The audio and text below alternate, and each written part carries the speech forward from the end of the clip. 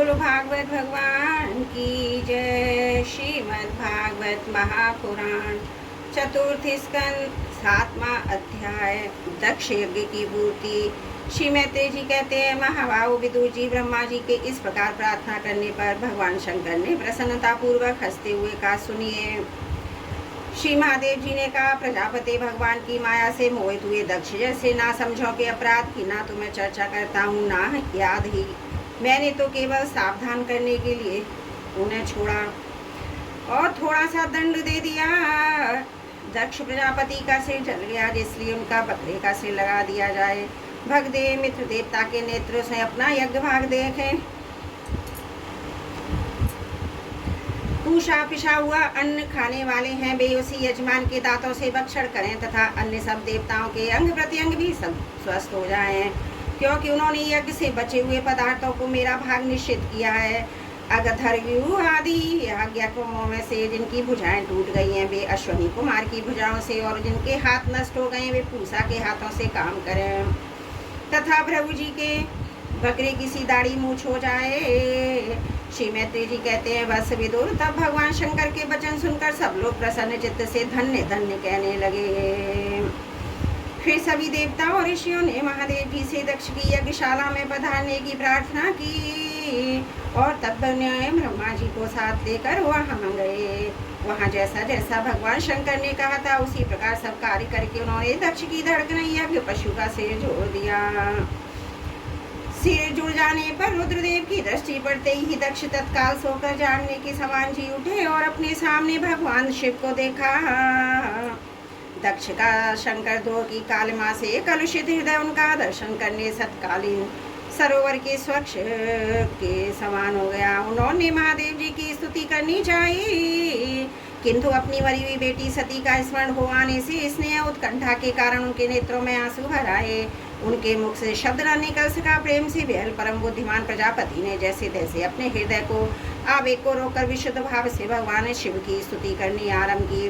दक्ष ने कहा, भगवान, मैंने आपका अपराध किया था, किंतु आपने उसके बदले में मुझे दंड के द्वारा शिक्षा देकर बड़ा ही अनुग्रह किया है। अब हो आप और श्रीहरि तो आचारहीन नाम मात्र के ब्राह्मणों की भी उपेक्षा नहीं करते, फिर हम जैसे यज्ञ आदि करने वालों की क्या भूल करेंगे।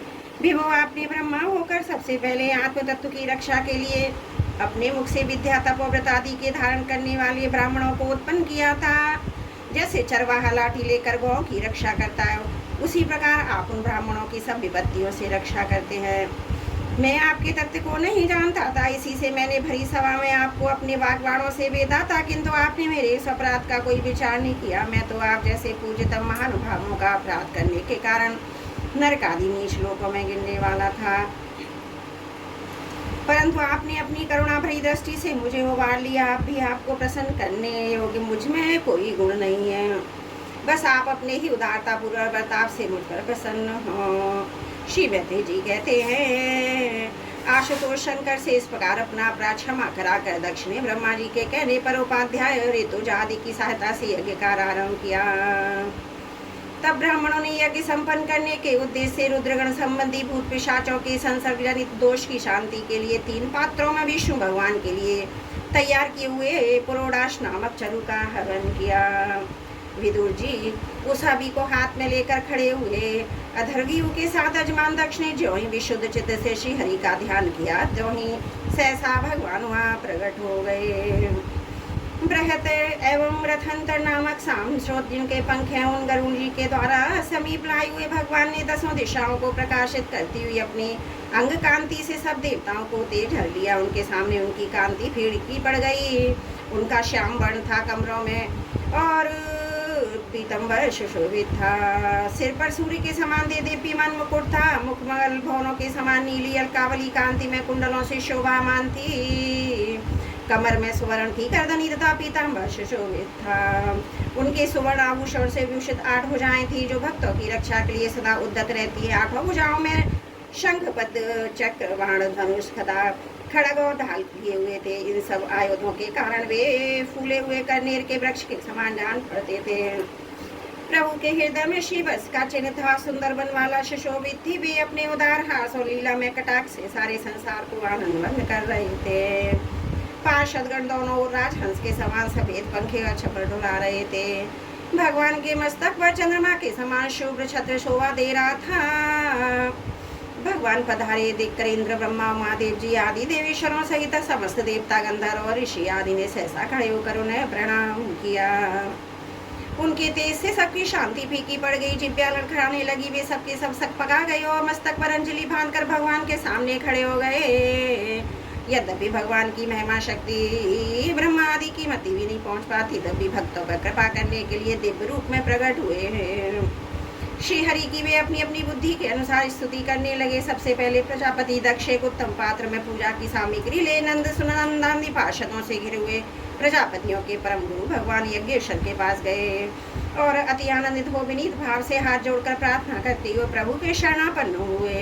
दक्ष ने कहा, भगवान अपने स्वरूप में आप बुद्धि की जागृति संपूर्ण अवस्थाओं से रहित, शुद्ध चिन्मय भेद रहित अतएव निर्भय, आप माया का तिरस्कार करके स्वतंत्र से विराजमान है। तथापि जब माया से ही जीव भाव को स्वीकार कर उसी भाव माया में स्थित हो जाते हैं, तब अज्ञानी से दिखने लगते हैं। ऋतुअर्जुन ने कहा, उपाधि रहित प्रभु भगवान रुद्र के प्रधान नंदीश्वर के शाप के कारण हमारी बुद्धि केवल कर्म कांड में फंसी हुई है। अतएव हम आपके तत्व को नहीं जानते, जिसके लिए इस कर्म की यही देवता है। ऐसी व्यवस्था की गई है, उस धर्म प्रवृत्ति के प्रयोजक वेदत्रयी से प्रतिपादित यज्ञ को ही हम आपका स्वरूप समझते हैं। सदस्यों ने कहा, जीवों को आश्रय देने वाले प्रभु जो अनेक प्रकार के कलेशों के कारण अत्यंत दुर्गम है, जिसमें काल रूप भयंकर सर्प ताक में बैठा हुआ है, द्वंद्व रूप अनेकों गढ़े हैं, दुर्जन रूप जंगली जीवों का भय तथा शोक रूप दवान अलेख धधक रहा है। ऐसे विश्राम स्थल से रहित संसार मार्ग में जो अज्ञानी जीव कामनाओं से पीड़ित होकर विषय और मृग तृष्णा जल के ही दीर्घ का भारी बोझा सिर पर लिए जा रहे हैं, बेभला आपके चरण कमलों की शरण में कमाने लगे। रुद्र ने कहा, वरदायक प्रभु आपके उत्तम चरण संसार में सकाम पुरुषों को संपूर्ण पुरुषार्थों की प्राप्ति कराने वाले हैं। उन्हें जिन्हें किसी भी वस्तु की कामना नहीं है, वे निष्काम मुनि जन भी उनका आदर पूर्वक पूजन करते, उनमें चित्त लगा रहने के कारण यदि अज्ञानी लोग मुझे आचरण भ्रष्ट कहते हैं तो कहें। आपके परम अनुग्रह से मैं उनके कहने सुनने का कोई विचार नहीं करता। भृगु जी ने कहा, आपकी गहन माया से आत्मज्ञान लुप्त हो जाने के कारण जो अज्ञान निद्रा में सोए हुए ब्रह्मादि देहधारी आत्मज्ञान में उपयोगी आपके तत्व को अभी तक नहीं जान सके। ऐसे होने पर भी आप अपने शरणागत भक्तों के तो आत्मा सुहृदय अतः आप मुझ पर प्रसन्न होइए। ब्रह्मा जी ने कहा, प्रभु पृथक पृथक पदार्थों को जानने वाली इंद्रियों के द्वारा पुरुषों कुछ देखता हुआ आपका स्वरूप नहीं है, क्योंकि आप ज्ञान शब्द आदि विषय और श्रोतादि इंद्रियों के अधिष्ठान है, ये सब आप में अतएव आप इस माया में प्रपंच से सर्वदा अलग हैं। इंद्र ने कहा, अच्युत आपका यह जगत को प्रकाशित करने वाला रूप देवद्रोहियों का संहार करने वाली 8 भुजाओं से सुशोभित है, जिनमें आप सदा ही नाना प्रकार के आयुध धारण किए रहते हैं। यह रूप हमारे मनों नेत्रों को परम आनंद देने वाला है। यज्ञाकेयों की पत्नियों ने कहा, भगवान ब्रह्मा जी ने आपके पूजन के लिए इस यज्ञ की रचना की थी, परंतु दक्ष पर कुपित होने के कारण इसे भगवान पशुपति ने अब नष्ट कर दिया। यज्ञ मूर्ति शमशान भूमि के समान उत्सवहीन हुए हमारे इस यज्ञ को आप नीलकमल की सी कांति वाले अपने नेत्रों से निहार कर पवित्र कीजिए। ऋषियों ने कहा, भगवान आपकी लीला बड़ी अनोखी है, क्योंकि आप कर्म करते हुए भी उनमें निर्लेप रहते हैं। दूसरे लोग तो वैभव की भूख से जिन लक्ष्मी जी की उपासना करते हैं, वे स्वयं आपकी सेवा में लगी रहती हैं, तो भी आप उनका मान नहीं करते, उन्हें निष्प्रह रहते हैं। सिद्धों ने कहा, प्रभु यह हमारा मन रूप हाथी नाना प्रकार के कलेश रूप दावानल से दग्ध अत्यंत दूषित और कथा रूप विशुद्ध अमृतमयी रसलता में घुसकर गोता लगाए बैठा है। वहाँ ब्रह्मानंद में लीन सा हो जाने के कारण उसे ना तो संसार रूप दावानल का स्मरण है और न उस नदी से बाहरी निकलता है। यज्ञ मान पत्नी ने कहा, तीर्थ समर्थ आपका स्वागत है, सर्वसमझ परमेश्वर आपका स्वागत है, मैं आपको नमस्कार करती हूँ, आप मुझ पर प्रसन्न होइए। लक्ष्मीपति अपनी प्रिया लक्ष्मी जी के सहित आप हमारी रक्षा कीजिए। यज्ञेश्वर जिस प्रकार सिर के बिना मनुष्य का धड़ नहीं अच्छा नहीं लगता, उसी प्रकार अनंगों से पूर्ण होने पर भी आपके बिना यज्ञ की शोभा नहीं होती। लोकपालों ने कहा, अनंत परमात्मा आप समस्त अंतकरणों के साक्षी हैं, यह सारा जगत आपके ही द्वारा देखा जाए तो क्या माइक पदार्थों को ग्रहण करने वाली हमारी नेत्र इंद्रियों से कभी आप प्रत्यक्ष हो सके। वस्तुतः आप हैं तो पंचभूतों से पृथक, फिर भी 5 भौतिक शरीरों के साथ जो आपका संबंध प्रतीत होता है, यह आपकी माया ही है। योगेश्वरों ने कहा, प्रभु जो पुरुष संपूर्ण विश्व के आत्मा आप में और अपने में कोई भेद नहीं देखता, उससे अधिक प्यारा आपको कोई नहीं है। तथापि भक्त वत्सल, जो लोग आप में स्वाभिमान रखकर अनन्य भक्ति से आपकी सेवा करते हैं, उन पर भी आप कृपा कीजिए। जीवों के अदृष्टवश जिसके सत्वादि गुणों में बड़ी विभिन्नता आ जाती है, उस माया के द्वारा जगत की उत्पत्ति, स्थिति और प्रलय के लिए ब्रह्मादि विभिन्न रूप धारण करके आप भेद बुद्धि पैदा कर देते हैं। किंतु अपनी स्वरूप स्थिति से आप इस वेद ज्ञान और कारण सत्वादि गुणों से सर्वदा दूर हैं। ऐसे आपको हमारा नमस्कार है। ब्रह्म स्वरूप वेद ने कहा, आप ही धर्मादि की उत्पत्ति के लिए शुद्ध सत्य स्वीकार करते हैं।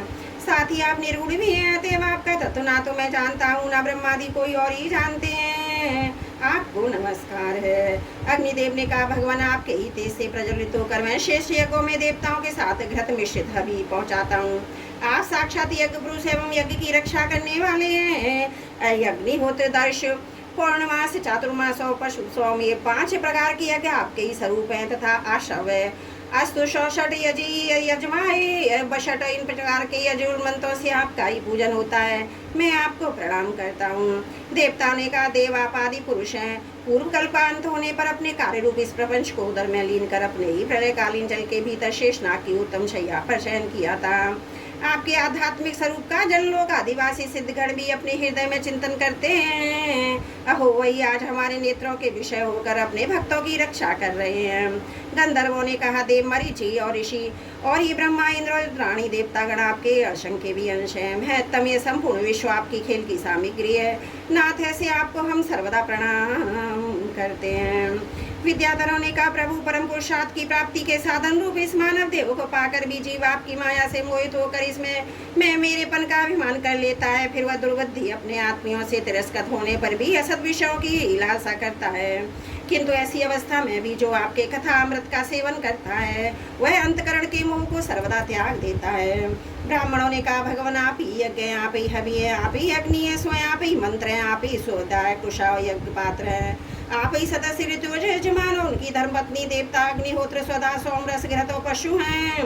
वेद मूर्ति यज्ञ और उसका संकल्प दोनों आप ही हैं। पूर्व काल में आप ही अति विशाल वराह रूप धारण कर रसातल में डूबी पृथ्वी को लीला से ही अपनी दाढ़ों पर उठाकर इस प्रकार निकल लाए थे। कोई गजराज कमलनी को उठा लाए, उस समय आप धीरे धीरे गरज रहे थे। योगी गण आपका यह लौकिक पुरुषार्थ देखकर आपकी स्तुति करते जाते हैं। यज्ञेश्वर, जब लोग आपके नाम का संकीर्तन करते हैं तब यज्ञ के सारे विघ्न नष्ट हो जाते हैं। हमारा ही यज्ञ स्वरूप सत्कर्म नष्ट हो गया था, अतः हम आपके दर्शनों की इच्छा कर रहे हैं। अब आप हम पर प्रसन्न होइए। आपको नमस्कार। श्री मैत्रेय जी कहते हैं, भैया विदुर, जब इस प्रकार सब लोग यज्ञ रक्षक भगवान ऋषिकेश की स्तुति करने लगे, तब परम चतुर्दक्ष ने रुद्र पार्षद वीरभद्र के ध्वंस किए हुए यज्ञ को फिर आरंभ कर दिया। सर्वबंधरामी श्री हरि यों ही सभी के भागों के भोक्ता है तथा वितृकपाल पुरोड़श रूप अपने भाग से और भी प्रसन्न होकर उन्होंने दक्ष को संबोधन करके कहा। श्री भगवान ने कहा, जगत का परम कल्याण मैं ही ब्रह्मा और महादेव हूँ। मैं सबका आत्मा ईश्वर और साक्षी हूँ तथा स्वयं प्रकाश और अपादि शून्य हूँ।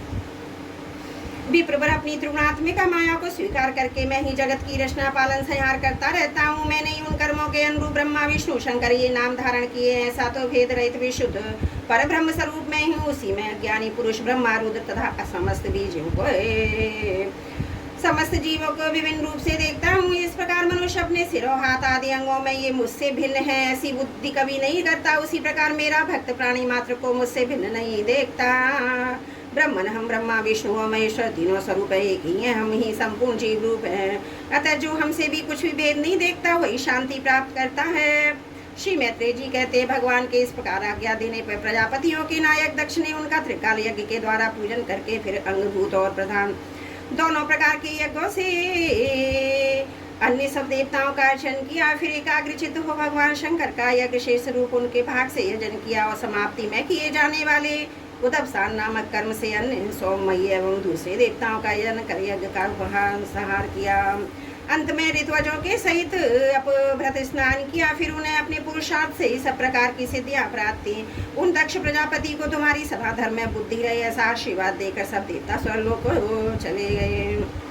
विदुर जी ने कहा सुना है कि दक्ष तथा सती जी ने इस प्रकार अपना पूर्व शरीर त्याग कर फिर हिमालय की पत्नी मैना के गर्भ से जन्म लिया था। जिस प्रकार प्रलय काल में लीन हुई शक्ति षष्ठी के आरंभ में फिर ईश्वर का ही आश्रय लेती है, उसी प्रकार अनंत प्राण श्री अंबिका जी उस जन्म भी अपने एकमात्र आश्रय और प्रियतम भगवान शंकर को ही वरण किया। विदुर दी दक्ष का विध्वंस करने वाले भगवान शिव का यह चरित्र मैंने बृहस्पति जी के शिष्य परम भागवत उद्धव जी के मुख से सुना था। गुरुनंदन श्री महादेव जी का ये पावन चरित्र यश और आयु को बढ़ाने वाला है, पाप पुंज को नष्ट करने वाला है। जो पुरुष भक्ति भाव से इसका नित्य प्रति श्रवण और कीर्तन करता है वह अपनी पाप राशि का नाश कर देता है। बोलो भागवत भगवान की जय। चतुर्थ स्कंद 7वां अध्याय समाप्त। त्रुटियों के लिए क्षमा चाहती हूँ। बोलो भागवत भगवान की जय। चतुर्थ स्कंद 8वां अध्याय ध्रुव का वनगमन। श्री मैत्री जी कहते हैं शत्रुसूदन विदुर जी सनकादि नारद ऋषि हंस अरुणि और यति ब्रह्मा जी के नैष्ठिक ब्रह्मचारी पुत्रों ने ग्रस्त आश्रम में प्रवेश नहीं किया, अतः उनके कोई संतान नहीं हुआ। धर्मी ब्रह्मा जी का ही पुत्र था, उसकी पत्नी का नाम था मृषा, उसके दम नामक पुत्र और माया नाम की कन्या हुई। उन दोनों को निरकृति ले गया क्योंकि उनके कोई संतान न थी। दम व माया से लोभ और निकृति षटता का जन्म हुआ। उनमें क्रोध और हिंसा तथा उनसे कली कलह उनकी बहन दुरति गाली उत्पन्न हुई। साधु शिरोमणि फिर दुरक्ति से कली ने बहने मृत्यु को उत्पन्न किया। उन दोनों के सहयोग से आत्माओं ने नरक का जो जोड़ा उत्पन्न हुआ। निष्पाप विदुर जी इस प्रकार मैंने संक्षेप में तुम्हें प्रलय का कारण रूपे और धर्म का वंश सुनाया। यह धर्म का त्याग करा कर पुण्य संपादन में हेतु बनता है, अतः इसका वर्णन 3 बार सुनकर मनुष्य अपने मन की मलिनता दूर कर लेता है। गुरुनंदन अब मैं श्री हरि के अंश ब्रह्मा जी के अंश से उत्पन्न हुए पवित्र कीर्ति महाराज स्वाभु मनु के पुत्रों के वंश का वर्णन करता हूँ। महारानी शत्रुपा उनके पति स्वाभु मनु ने प्रियव्रत उत्तानपाद ये 2 पुत्र हुए। भगवान वासुदेव की कला से उत्पन्न होने के कारण ये दोनों संसार की रक्षा में तत्पर थे। उत्तानपाद के सुनीति सुरुचि नाम की 2 पत्नियां थी, उनमें राजा को सुरुचि अधिक प्रिय थी। सुनीति जिसका पुत्र ध्रुव था उन्हें वैसी प्रिय नहीं थी। एक दिन राजा उत्तानपाद सुरुचि के पुत्र उत्तम को गोद में बिठाकर प्यार कर रहे थे। उसी समय ध्रुव ने भी गोद में बैठना चाहा, परंतु राजा उसका स्वागत नहीं किया। उस समय घमंड से भरी हुई सुरुचि ने अपनी सौत के पुत्र ध्रुव को महाराज की गोद में आने का यत्न करते देख उसके सामने उससे ढावरी शब्दों में कहा, बच्चे तू राज सिंहासन पर बैठने का अधिकारी नहीं है। तू भी राजा का ही बेटा, इससे क्या हुआ? तुझको मैंने अपनी ही कोख में नहीं धारण किया। तू अभी नादान है, तुझे पता नहीं कि तूने किसी दूसरी स्त्री के गर्भ से जन्म लिया, तभी तो ऐसे दुर्लभ विषय की इच्छा कर रहा है। यदि तुझे राज सिंहासन की इच्छा है तो तपस्या करके परम पुरुष श्री नारायण की आराधना करो, उनकी कृपा से मेरे घर में आकर जन्म ले। श्री मैत्रेय जी कहते हैं विदुर जी जिस प्रकार डंडे की चोट रखकर फुफकार मारता हुआ सांप ऐसे लगता है, उसी प्रकार अपनी सौतेली माँ के कठोर वचनों से घायल होकर ध्रुव क्रोध के मारे लंबी लंबी सांसें लेने गए। उसके पिता चुपचाप यह सब देखते रहे, मुंह से एक शब्द भी नहीं बोले। तब पिता को छोड़कर ध्रुव रोता हुआ अपनी माता के पास आया। उसके दोनों होठ फड़क रहे थे, सिसक कर रो रहा था। सुनीति ने बेटे को गोद में उठा लिया और जब महल के दूसरे लोगों से अपनी सौसुरुचि की बात कही सुनी तब उसे भी बड़ा दुख हुआ। उसका धीरज टूट गया। वह दावानल से जली हुई बेल के समान शोक से संतप्त होकर मुरझा गई तथा विलाप करने लगी। सौत बातें याद आने से उसके कमल शरीर के नेत्रों में आंसू भर आए। उस बिचारी को अपने दुख पावर का कोई अंत नहीं दिखाई देता था। उसने गहरी सांस लेकर ध्रुव से कहा, बेटा तू दूसरों के लिए किसी प्रकार की अमंगल कामना मत कर। जो दूसरे मनुष्यों को दुख देता है उसे स्वयं उसका फल भोगना पड़ता है। सुरुचि ने जो कुछ कहा वह ठीक ही है, क्योंकि महाराज मुझे पत्नी तो क्या दासी स्वीकार करने में भी लज्जा आती है। तूने मुझ मंदभागिनी के गर्भ से ही जन्म लिया है, मेरे ही दूध से तू पला है बेटा। सुरुचि ने तेरी सौतेली माँ होने पर भी बात बिल्कुल ठीक कही है। यदि उत्तम के सामन राज सिंहासन बैठना चाहता है, द्वेषभाव छोड़कर उसी का पालन कर। वशी अधोक्षक भगवान के चरण कमलों की आराधना में लग जा। संसार का पालन करने के लिए सद्गुण को अंगीकार करने वाले उन श्री हरि के चरणों की आराधना करने से ही तेरे परदादा श्री ब्रह्मा जी को सर्वश्रेष्ठ पद प्राप्त हुआ है, जो मनो प्राणों को जीतने वाले मुनियों के द्वारा भी बंधनीय है। इसी प्रकार तेरे दादा स्वाभु मनु ने भी बड़ी बड़ी दक्षिणाओं वाले यज्ञों के द्वारा अनन्य भाव से उन्हीं भगवान की आराधना की थी, तभी उन्हें दूसरों के लिए अति दुर्लभ लौकिक अलौकिक तथा मोक्ष सुख की प्राप्ति हुई। बेटा तू भी उन भक्त वसन श्री भगवान का ही आश्रय ले। जन्म मृत्यु के चक्र से छूटने की इच्छा करने वाले मोक्ष लोग निरंतर उन्हीं के चरण कमलों की मार की खोज किया करते हैं। तू स्वधर्म पालन से पवित्र हुए अपने चित्त में श्री पुरुषोत्तम भगवान को बैठा ले तथा अन्य सबका चिंतन छोड़कर केवल उन्हीं भक्त का भजन कर। बेटा उन कमल दल लोचन श्रीहरि को छोड़कर मुझे तो तेरे दुख को दूर करने वाला कोई दिखाई नहीं देता। देख, जिन्हें प्रसन्न करने के लिए ब्रह्मा आदि सब देवता ढूंढते रहते हैं, वे श्री लक्ष्मी जी भी दीपक की भांति हाथ में कमल लिए निरंतर उन्हीं श्रीहरि की खोज किया करती हैं। श्री मैत्रेय जी कहते हैं, माता सुनीति ने जो वचन कहे वे अविष्ट वस्तु की प्राप्ति का मार्ग दिखलाने वाले थे, अतः उन्हें सुनकर ध्रुव बुद्धि द्वारा अपने चित्त का समाधान किया। इसके बाद वे पिता के नगर से निकल पड़े। यह सब समाचार सुनकर ध्रुव क्या कहना चाहते हैं, इस बात को जानकर नारद जी वहाँ आए। उन्होंने ध्रुव के मस्तक पर अपना पाप नाशक कर कमल फेरते हुए मनी मन विस्मित होकर कहा, हाँ, वो क्षत्रियों का कैसा अद्भुत तेज है, वे थोड़ा सा भी मान भंग नहीं कर सकते। देखो, अभी तो यह नन्हा सा बच्चा है, तो भी इसके हृदय में सौतेली माता के कटु वचन घर कर गए हैं। तत्पश्चात नारद जी ने ध्रुव से कहा, बेटा अभी तू बच्चा है, खेल कूद में मस्त रहता है, अब नहीं समझते कि इस उम्र में किसी बात से तेरा सम्मान या अपमान हो सकता है। यदि तुझे मान अपमान का विचार ही है तो बेटा असल में मनुष्य के असंतोष का कारण मोह का सिवा और कुछ नहीं है। संसार में मनुष्य अपने कर्मानुसार ही मान सम्मान या सुख दुख आदि को प्राप्त होता है। तात भगवान की गति बड़ी विचित्र है, इसलिए उस पर विचार करके बुद्धिमान पुरुष को चाहिए कि देव वशु से जैसी भी परिस्थिति का सामना करना पड़े उसी में संतुष्ट रहे। अब माता के उपदेश से तू योग साधन द्वारा जिन भगवान की कृपा प्राप्त करने चला है, मेरे विचार से साधारण पुरुषों के लिए उन्हें प्रसन्न करना बहुत ही कठिन है। योगी लोग अनेकों जन्मों तक अनासक्त रहकर समाधि योग द्वारा बड़ी बड़ी कठोर साधनाएं करते रहते हैं, परंतु भगवान के मार्ग का पता नहीं पाते। इसलिए तू ये व्यर्थ का हट छोड़ दे और घर लौट जा। बड़ा होने पर जब परमार्थ साधन का समय आवे तब उसके लिए प्रयत्न कर लेना। विधाता के विधान के अनुसार सुख दुख तो जो कुछ भी प्राप्त हो उसी में चित्त को संतुष्ट रखना चाहिए। यूँ करने वाला पुरुष मोहवश संसार में पार हो जाता है। मनुष्य को चाहिए अपने से अधिक गुणवान को देखकर प्रसन्न हो, जो कम गुणवान है उस पर दया करें, और जो अपने समान गुण वाला है उससे मित्रता का भाव रखें। ये करने से उसे दुख कभी नहीं दबा सकते। ध्रुव ने कहा, भगवान सुख दुख से जिनका चित्त चंचल हो जाता है उन लोगों के लिए आपने कृपा करके शांति का यह बहुत अच्छा उपाय बतलाया, परंतु मुझ जैसे अज्ञानियों की दृष्टि यहाँ तक नहीं पहुँच पाती। इसके सिवा मुझे घोर क्षत्रिय स्वभाव प्राप्त हुआ है, अतएव मुझ में विनय का प्राय अभाव है। सुरुचि ने अपने कटु वचन रूपी बाणों से मेरे हृदय को विदीर्ण कर डाला है, इसलिए उसमें उसका उपदेश नहीं ठहर पाता। ब्राह्मण में उस पद पर अधिकार करना चाहता हूँ रुद्रलोकी में सर्वश्रेष्ठ है, तथा जिस पर मेरे बाप दादे और दूसरे कोई भी आरोह नहीं हो सके। आप मुझे उसी की प्राप्ति का कोई अच्छा सा मार्ग बतलाइए। आप भगवान ब्रह्मा जी के पुत्र हैं और संसार के कल्याण के लिए ही बीड़ा बजाते हैं, सूर्य की भांति त्रिलोकी में विचरा करते हैं। श्री मैत्रेय जी कहते हैं, ध्रुव की बात सुनकर भगवान नारद जी बड़े प्रसन्न हुए और उस पर कृपा करके इस प्रकार सदुपदेश देने लगे। श्री नारद जी ने कहा, बेटा तेरी माता सुनीति तुझे ध्रुव से सिखाया, वही तेरे लिए परम कल्याण का मार्ग है। भगवान वासुदेव ही है वो उपाय है, इसलिए तू चित्त लगाकर उन्हीं का भजन कर। जिस पुरुष को अपने लिए धर्म अर्थ काम और मोक्ष रूप पुरुषार्थ की अभिलाषा हो उसके लिए उनकी प्राप्ति का उपाय एकमात्र श्री हरि के चरणों का सेवन ही है। बेटा तेरा कल्याण होगा। अब तू श्री यमुना जी के तटवर्ती परम पवित्र मधुवन को जाओ, वहाँ श्री हरि का नित्य निवास है। वहाँ श्री कालिंदी के निर्मल जल में तीनों समय स्नान करके नित्य कर्म से निवृत्त हो यथा विधि आसन बिछाकर स्थिर भाव से बैठना। फिर रेचक, पूरक और कुंभक 3 प्रकार के प्राणायाम से धीरे धीरे प्राण मनो इंद्रिय के दोषों को दूर धैर्य युक्त मन से परम गुरु श्री भगवान का ध्यान करना। भगवान के नेत्र मुख निरंतर प्रसन्न रहते हैं, उन्हें देखने से ऐसा मालूम होता है कि वे प्रसन्नता पूर्वक भक्तों को वर देने के लिए उद्यत है। उनकी नासिका, भौहें और कपोल बड़े ही सुहावने हैं। वे सभी देवताओं में परम सुंदर है। उनकी तरुण अवस्था है, सभी अंग बड़े सुडोल हैं, लाल लाल होठ, रत्नारे नेत्र हैं।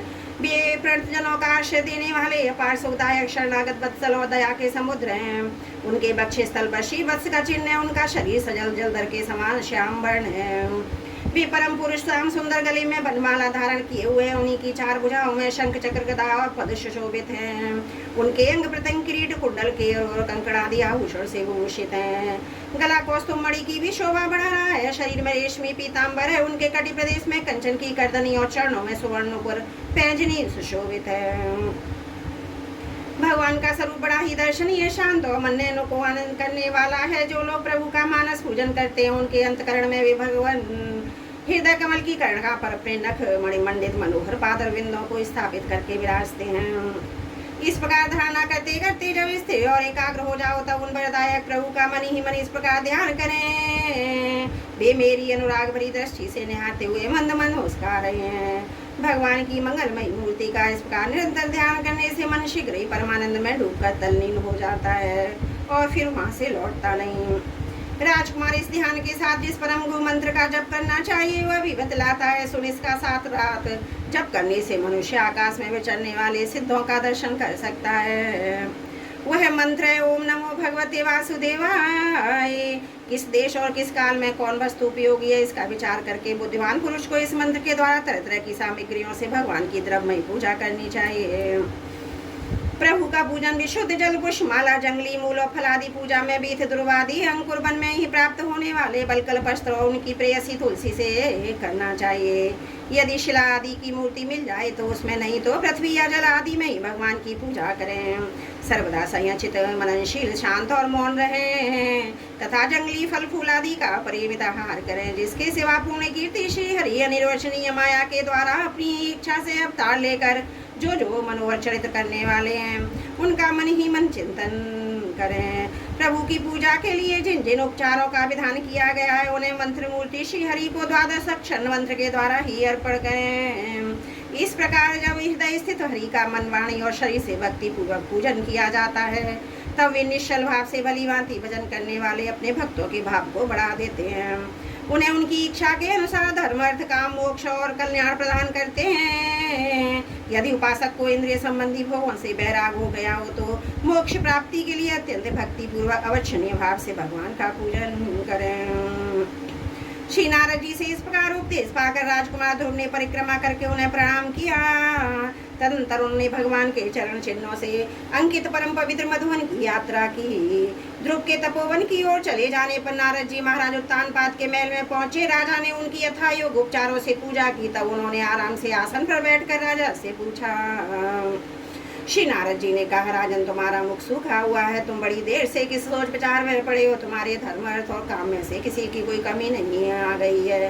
राजा ने कहा, ब्राह्मण मैं बड़ा ही सुदृढ़ और निर्दय हूँ। हाय, मैंने अपने 5 वर्ष के नन्हे से बच्चे को उसकी माता के साथ घर से निकाल दिया। मुनिवर वह बड़ा ही बुद्धिमान था। उसका कमल सा मुख से कुमला गया था। थक कर कहीं से रास्ते में पड़ा गया होगा। ब्राह्मण उस सहाय बच्चे को वन में कहीं भेड़िए ना जाएं। अब मैं कैसा स्त्री का गुलाम हूँ, मेरी कुटिलता तो देखिए। बालक प्रेम बस मेरी गोद में चढ़ना चाहता था किंतु मुझे दुष्ट ने उसका तनिक भी आदर नहीं किया। श्री नारद जी ने कहा, राजन, तुम अपने बालक की चिंता मत करो। उसके रक्षक भगवान है, तुम्हें उसके प्रभा का पता नहीं है। उसका यश सारे जगत में फैल रहा है। वह बालक बड़ा समर्थ है। जिस काम को बड़े बड़े लोकपाल भी नहीं कर सके उसे पूरा करके शीघ्र ही तुम्हारे पास लौट आवेगा। उसके कारण तुम्हारा यश भी बढ़ेगा। श्री मैत्री जी कहते हैं, देवर्षि नारद जी की बात सुनकर महाराजा उत्तानपाद राजपाट की ओर से उदासीन होकर निरंतर पुत्र की ही चिंता में रहने लगे। इधर ध्रुव जी ने मधुवन में पहुंचकर यमुना जी में स्नान किया। उस रात पवित्रता पूर्वक उपवास करके श्री नारद जी के उपदेशानुसार एकाकृष्ट से हो परम पुरुष श्री नारायण की उपासना आरंभ कर दी। उन्होंने 3 रात्रि के अंतर से शरीर निर्वाह के लिए केवल कैथ और बेर के ही फल खाकर श्रीहरि की उपासना करते हुए 1 मास व्यतीत किया। दूसरे महीने में उन्होंने 6 दिन के भीतर सूखे घास और पत्ते खाकर भगवान का भजन किया। तीसरा महीना 9 दिन केवल जल पीकर समाधि योग के द्वारा श्रीहरि की आराधना करते हुए बिताया। चौथे महीने में उन्होंने श्वास को जीतकर 12 दिन के बाद केवल वायु पीकर ध्यान योग द्वारा भगवान की आराधना की। 5वें मास लगने पर ध्रुव श्वास को जीतकर परब्रह्म का चिंतन करते हुए एक पैर से खंबे के समान निश्चल भाव से खड़े गए। उस समय उन्होंने शब्द आदि विषय इंद्रियों के नियामक अपने मन को सब ओर से खींच लिया। हृदय स्थित हरि के स्वरूप का चिंतन करते हुए चित्त को किसी दूसरी ओर न जाने दिया। जिस समय उन्होंने महद आदि संपूर्ण तत्वों के आधार प्रकृति और पुरुष के भी अधीश्वर परब्रह्म की धारणा की, उस समय उनके तेज को न सह सकने के कारण तीनों लोग कांप उठे। जब राजकुमार ध्रुव एक पैर से खड़े हुए सब उनके अंगूठे से दबकर आदि पृथ्वी इस प्रकार झुक गई जैसे किसी गजराज के चढ़ जाने पर नाव पद पद पर दाई बाई और ढकवाने लगती है। ध्रुव जी अपने इंद्रिय द्वारा और प्राणों को रोककर अन्य बुद्धि से विश्वात्मा श्रीहरि को ध्यान करने लगे। इस प्रकार उनकी समष्टि प्राण से अभिन्नता हो जाने के कारण सभी जीवों का श्वास प्रश्वास रुक गया। इससे समस्त लोक और लोकपालों की बड़ी पीड़ा हुई। वे सब घबराकर श्री हरि की शरण में गए। देवताओं ने कहा, भगवान, समस्त स्थावर जंगम जीवों के शरीरों का प्राण एक साथ ही रुक गया, ऐसा तो हमने पहले कभी नहीं किया। अब शरणागतों की रक्षा करने वाले हैं, अपनी शरण में आइए, हम लोगों को इस दुख से छुड़ाइए। श्री भगवान ने कहा, देवताओं तुम डरो मत। उत्तान पादक के दुख ध्रुव ने अपने चित्त को मुझ विश्वात्मा में लगा दिया है। इस समय मेरे साथ उसकी अवैध धारणा सिद्ध हो गई है। इसी से उसके प्राण निरोध से तुम सबका प्राण भी रुक गया है। अब तुम अपने अपने लोगों को जाओ, मैं उस बालक को इस दुष्कर तप से निवृत्त कर दूंगा। बोलो भागवत भगवान की जय। चतुर्थ स्कंद नवाध्याय। श्री भागवत भगवान की जय। चतुर्थ स्कंद आठवां अध्याय। श्री भागवत भगवान की जय। चतुर्थ स्कंद नवाध्याय। ध्रुव का बार बार वर पाकर घर लौटना। श्री मैत्री जी कहते हैं, विदुर जी, भगवान के इस प्रकार आश्वासन देने से देवताओं का भय जाता रहा। उन्हें प्रणाम करके स्वर्गलोक को चले गए। तदंतर विराट स्वरूप भगवान गरुड़ पर चढ़कर अपने भक्तों को देखने के लिए मधुवन में आए। उस समय ध्रुव जी तीव्र योगाभास से एकाग्र बुद्धि के द्वारा भगवान की बिजली के समान दे दीप्यमान जिस मूर्ति का अपने हृदय कमल में ध्यान कर रहे थे, वह सहसा विलीन हो गई। इससे घबराकर उन्होंने जो ही नेत्र खोले कि भगवान के उसी रूप को बाहर सामने आते खड़े देखा। प्रभु का दर्शन पाकर बालक ध्रुव बड़ा कौतूहल हुआ। वे प्रेम में अधीर हो गए। उन्होंने पृथ्वी पर दंड के समान लौट कर उन्हें प्रणाम किया। फिर वे इस प्रकार प्रेम भरी दृष्टि से उनकी ओर देखने लगे, मानो नेत्रों से उन्हें पी जाएंगे, मुख से चूम लेंगे, भुजाओं में कस लेंगे। वे हाथ जोड़े प्रभु के सामने खड़े थे, उनकी स्तुति करना चाहते थे, परंतु किस प्रकार करें यही नहीं जानते थे। सर्वांतरयामी हरि उनके मन की बात जान गए। उन्होंने कृपा पूर्वक अपने वेद में शंख को उनके गाल से छुआ दिया। ध्रुव जी भविष्य में अविचल पद प्राप्त करने वाले थे। इस समय शंख का स्पर्श होते उन्हें वेद में दिव्य वाणी प्राप्त हो गई और जीव तथा ब्रह्म के स्वरूप का भी निश्चय हो गया। वे अत्यंत भक्तिभाव से धैर्यपूर्वक विश्वविख्यात कीर्तिमान श्री हरि की स्तुति करने लगे। ध्रुव जी ने कहा, प्रभु आप सर्वशक्तिमान संपन्न हैं, आप ही मेरे अंतकरण में प्रवेश कर अपने तेज से मेरी सोई वाणी को सजीव कर दीजिए। हाथ पैर कान व त्वचा आदि इंद्रियों प्राणों को भी चेतनता दीजिए। मैं आप अंतर्यामी भगवान को प्रणाम करता हूँ। भगवान आप एक ही है, परंतु अपनी अनंत गुणमयी माया शक्ति से वह दादी संपूर्ण प्रपंच को रचकर अंतर्यामी रूप से उसमें प्रवेश कर जाते हैं। फिर इसके इंद्रियादि असत गुणों में उनके अधिष्ठात देवताओं के रूप में स्थित होकर अनेक रूप भासते हैं। ठीक वैसे ही जैसे इस तरह की लकड़ियों में प्रकट हुई आग अपनी उपाधियों के अनुसार भिन्न भिन्न रूपों में भासती है। हे नाथ, सृष्टि के आरंभ में ब्रह्मा जी ने भी आपकी शरण लेकर आपके दिए हुए ज्ञान के प्रभाव से इस जगत को सोकर उठे हुए पुरुष के समान देखा था। दीन बंधुनी आपके चरण तल का मुक्त पुरुष भी आश्रय लेते हैं। कोई भी कृतज्ञ पुरुष ऐसे कैसे भूल सकता है। प्रभु उन शब्दुल शयनों के द्वारा भोगा जाने वाला इंद्रिय विषयों के संसर्ग से उत्पन्न सुख तो मनुष्यों को नरक में भी मिल सकता है। जो लोग इस विषय सुख के लिए लालायित रहते हैं और जो जन्म मरण के बंधन से छुड़ा देने वाले कल्पतरु स्वरूप आपकी उपासना भगवत प्राप्ति के सिवा किसी अन्य उद्देश्य से करते हैं, उनकी बुद्धि अवश्य आपकी माया के द्वारा ठगी गई है। हे नाथ, आपके चरण कमलों का ध्यान करने से, आपके भक्तों के पवित्र चरित्र सुनने से प्राणियों को जो आनंद प्राप्त होता है वह निजानंद स्वरूप ब्रह्म में ही मिल जाता है। फिर जिन्हें काल की तलवार काटे डालती है, उन स्वर्गीय विमानों से गिरने वाले पुरुष का तो वही सुख मिल ही कैसे सकता है। अनंत परमात्मा, मुझे तो आप विशुद्ध हृदय महात्मा भक्तों का संग दीजिए, जिनका आप में अविच्छिन्न भक्ति भाव है। उनके संग में मैं आपके गुणों लीलाओं की कथा सुधा को पी कर उन्मत्त हो जाऊंगा और सहजी इस अनेक प्रकार के दुखों से पूर्ण भयंकर संसार सागर की उस पार पहुंच जाऊंगा। कमलनाथ प्रभु, जिनका चित्त आपके चरण कमलों की सुगंध में लुभाया हुआ है, उन महान भावों का जो लोग संग करते हैं, वे अपनी अत्यंत प्रिय शरीर और इसके संबंधी पुत्र मित्र ग्रह स्त्री आदि की सुधि भी नहीं करते। अजन्मा परमेश्वर में तो बस वृक्ष पर्वत पक्षी सरीसृप सर्वादि रेंगने वाले जंतु देवता दैत्य और मनुष्य आदि से परिपूर्ण तथा महदादि अनेकों कारणों से संपादित आपके इस सदात्मक स्थूल विश्व रूप को ही जानता हूँ। इससे परे जो आपका परम स्वरूप है, जिसमें वाणी की गति नहीं है, उसका मुझे पता नहीं है। भगवान कल्पकांत होने पर योग निद्रा में स्थित जो परम पुरुष संपूर्ण विश्व को अपने उदर में लीन करके शेष जी के साथ उन्हीं की गोद में शयन करते हैं, तथा जिनकी नाभि समुद्र से प्रकट हुए सर्वलोक में सुवर्ण वर्ण कमल से परम तेजोमय ब्रह्मा जी उत्पन्न हुए। वे भगवान आप ही हैं, मैं आपको प्रणाम करता हूँ। प्रभु आप अपनी अखंड चिन्मयी दृष्टि से बुद्धि की सभी अवस्थाओं के साक्षी हैं तथा नित्य मुक्त शुद्ध चित्तमय सर्वज्ञ परमात्मा स्वरूप निर्विकार आदि पुरुष श्रेय संपन्न तीनों गुणों के अधीश्वर हैं। आप जीव से सर्वदा भिन्न है तथा संसार की स्थिति के लिए यज्ञ अधिष्ठाता विष्णु रूप से विराजमान है। आपसे ही विद्या विद्या आदि विरुद्ध गति वाली अनेकों शक्तियां धारावाहिक रूप से निरंतर प्रकट होती रहती हैं। आप जगत के कारण अखंड अनादि अनंत आनंद में निर्विकार ब्रह्म स्वरूप हैं। मैं आपकी शरण हूँ, मैं आपकी शरण हूँ। भगवान आप परमानंद मूर्ति। जो लोग ऐसा समझकर निष्काम भाव से आपका निरंतर भजन करते हैं उनके लिए राज्य आदि भोगों की अपेक्षा आपके चरण कमलों की प्राप्ति भजन का सच्चा फल है।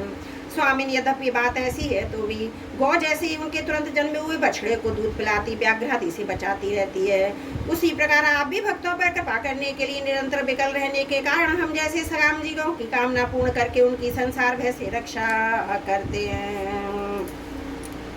श्री मैत्री जी कहते हैं, विदुर जी जब शुभ संकल्प वाले मतिमान ध्रुव जी ने इस प्रकार स्तुति की तब भक्त वत्सल भगवान उनकी प्रशंसा करते हुए कहने लगे। श्री भगवान ने कहा, उत्तम व्रत का पालन करने वाले राजकुमार, मैं तेरे हृदय का संकल्प जानता हूँ। यद्यपि उस पद का प्राप्त होना बहुत कठिन है तो भी मैं तुझे वह देता हूँ, तेरा कल्याण हो। भद्र जिस तेजो में अविनाशी लोक को आज तक किसी ने प्राप्त नहीं किया, जिसके चारों ओर ग्रह नक्षत्र तारागण रूप ज्योतिष चक्र उसी प्रकार चक्कर काटता रहता है, जिस प्रकार मेढक के चारों दवड़ी के बैल घूमते रहते हैं। आवंत कल पर्यंत रहने पर अन्य लोगों का नाश हो जाने पर भी जो स्थिर रहता है तथा तारागण के सहित धर्म अग्नि कश्यप और शुक्र आदि नक्षत्र सप्तऋषि गण उनकी प्रदक्षिणा किया करते हैं, वह ध्रुव लोक मैं तुझे देता हूँ। यहाँ भी जब तेरे पिता तुझे राज्य आश्रय देकर वन को चले जाएंगे तब तू 36,000 वर्ष तक धर्म पूर्वक पृथ्वी का पालन करेगा।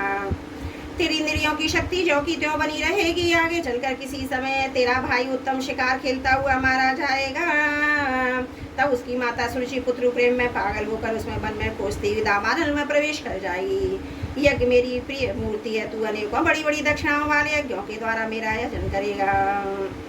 यहाँ उत्तम उत्तम भोग भोग कर अंत में मेरा ही स्मरण करेगा। इससे तू अंत में संपूर्ण लौकिक बंदनीय सप्त ऋषियों से भी ऊपर मेरे निज धाम को जाएगा, जहाँ पहुँच जाने पर फिर संसार में लौट कर नहीं आना होता। श्री मैत्री जी कहते हैं, बालक ध्रुव से इस प्रकार पूजित हो और अपने पद प्रदान कर भगवान श्री गरुड़ जी उसके देखते देखते अपने लोक को चले गए। प्रभु की चरण सेवा से संकल्पित वस्तु प्राप्त हो जाने के कारण यद्यपि ध्रुव जी का संकल्प तो निवृत्त हो गया, किंतु उनका चित्त विशेष प्रसन्न नहीं हुआ। फिर भी अपने नगर को लौट गए।